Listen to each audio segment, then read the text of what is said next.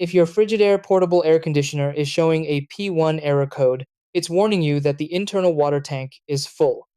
This is a built-in safety feature designed to prevent overflow and protect both the unit and your floor from water damage. In most cases, the fix is simple, but it needs to be done correctly.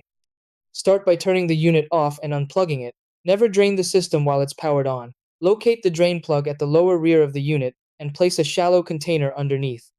Carefully remove the plug and allow all collected water to empty completely.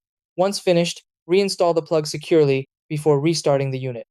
If your model supports continuous drainage, check that the hose is properly connected, not kinked, and sloping downward so water flows freely. If the P1 error remains after draining, the issue may not be excess water.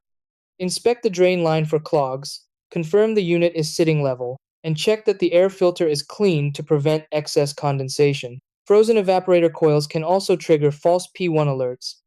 In some cases, a faulty float switch or water level sensor may be the cause.